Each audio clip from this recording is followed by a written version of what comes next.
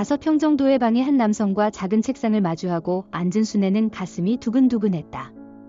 순애 씨가 조사에 어떻게 응하는지에 따라서 며칠이 걸릴 수도 있고 그 이상 걸릴 수도 있어요. 질문에 솔직하게 답변하시면 됩니다. 조용하면서도 어딘가 조금은 위압감이 느껴진다고 할까? 그런 분위기였다. 순애 씨의 말을 녹음합니다. 묻는 말에 답변을 해주세요. 고향이 어디며, 생년월일은 언제, 무슨 학교를 나왔고, 사회생활 근무지는 어디서 했는가, 가족과 친척 등, 회령시의 거리와 골목, 시당이나 인민위원회와 보안서 등 주요 인물들에 대한 이름이나 인상 특징 같은 것들을 물었다. 철선이 솔직하게 말하라고 하던 생각이 떠올라서 순애는 자신이 알고 있는 대로 대답했다. 한국에 어떻게 오게 됐어요? 제가 아는 언니 딸이 중국에 가는 일을 오빠와 함께 도와준 것이 발각되어 법적으로 처벌을 받았습니다. 오빠는 무슨 일을 하고 있어요? 회령시 보안서 국토과 과장으로 일하고 있었습니다. 현재 직업이 뭐냐 말이에요. 지금은 중국에 넘어와 있습니다. 순애 씨가 한국 넘어오게 된 동기를 자세히 말해주세요. 잠깐, 먼저 오빠의 경력부터 말해주세요. 마주 앉은 사람은 오빠의 이력에 대해 자세하게 캐묻기 시작했다. 오빠 이름이 뭐예요? 정순성입니다. 나이는 몇 살이지요? 1961년도 생입니다. 오빠 가족이 몇 명이 됩니까? 형님하고 조카 1명, 어머니 함께 모두 4명입니다. 집은 어디에 있었어요? 회령시 남문동 공공인 민반에 있었습니다. 오빠 경력에 대해 자세히 설명해 주세요. 순애는 오빠가 고등중학교를 졸업하기 전 15세에 중앙당 5과 대남연락소 소속 아동훈련소로 선발되어 갔다는 것과 그 후 중앙당 연락소에서 근무하였다는 이력 내용을 자세히 이야기했다. 중앙당 연락소에서 무슨 일을 했어요? 전투원 생활을 했습니다. 전투원. 그건 무슨 일을 하는 직업인가요? 남조선에 파견되어 간첩 활동을 하는 직업입니다. 순애를 힐끗 쳐다본 조사관은 얼굴 표정이 사뭇 달라지는 것 같았다. 그래요? 오빠 경력이 간단치 않네요. 순애는 한숨 돌리고 오빠는 중앙당 연락소에서 제대하고 조선인민군 773 부대에서 상좌의 계급장을 달고 훈련교관으로 복무했다는 것을 말했다. 순애 씨, 오빠가 중앙당 훈련소에서 무슨 일을 했는지 아는 대로 말하세요. 거짓말을 하면 안 됩니다.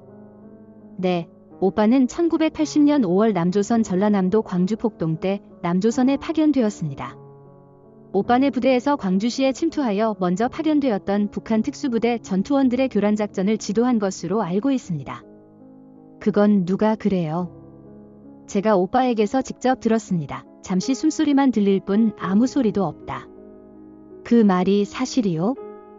순애 씨는 오빠가 한 말을 정말 믿고 있어요? 네, 오빠는 거짓말을 하지 않습니다. 무엇 때문에 부모님과 형제들에게 그런 거짓말을 하겠습니까? 잠시 침묵이 흘렀다. 순애 씨는 그 말을 책임질 수 있어요. 오빠가 남조선에 왔었다는 말에 마주 앉아있던 사람은 고압적인 말투로 물어보았다. 자세한 내용은 잘 모르겠습니다.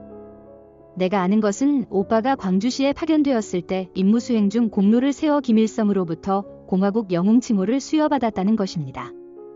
영웅증서, 메달은 오빠네 집에 있는데 영웅증서에는 1980년 6월 15일 김일성 이름까지 씌어 있었습니다.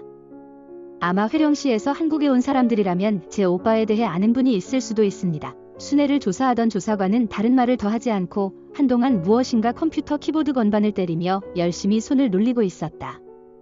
순애 씨, 1980년 5월 광주시 민주화운동 사건 때 북한 특수부대가 왔었다는 것은 죄다 북한 당국이 꾸며낸 것입니다. 알겠어요? 네. 북두선에서 꾸며냈는지는 잘 모르겠으나 어쨌든 오빠는 광주 폭동에 참가해서 공로를 세운 대가로 김일성으로부터 공화국 영웅 칭호를 받은 것은 사실입니다. 제가 아는 언니 남편도 함경북도 청진시당 조직부에서 일하고 있는데 오빠랑 함께 남조선에 파견되었다고 했어요.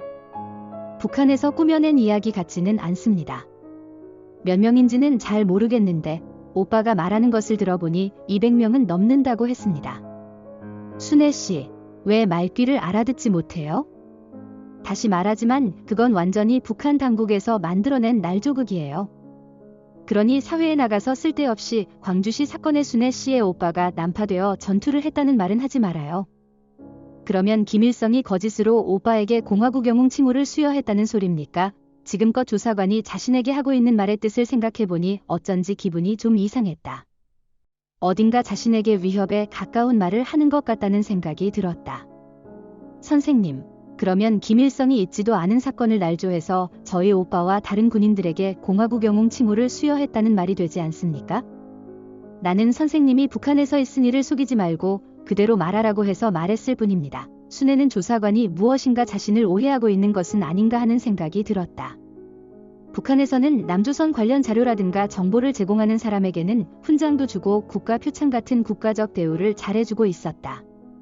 그런데 남조선에서는 오히려 말을 못하게 협박을 하고 있는 것이 도무지 이해가 되지 않았다. 순애 씨, 알겠어요? 지금 이 자리에서 한 말을 다른 사람들에게 하면 안 됩니다.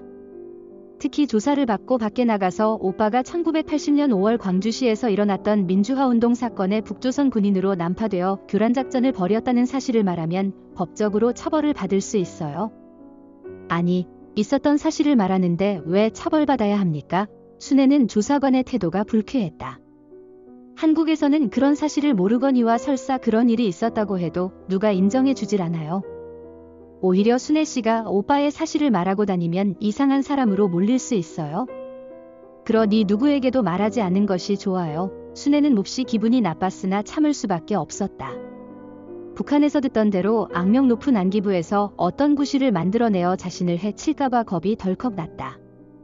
순애 씨 말고 누가 이 사실을 알고 있어요? 제 나이 또래거나 윗사람들은 대부분 다 알고 있습니다. 아니, 한국에 온 북한 사람들 중에서 말이요. 그건 잘 모르겠습니다.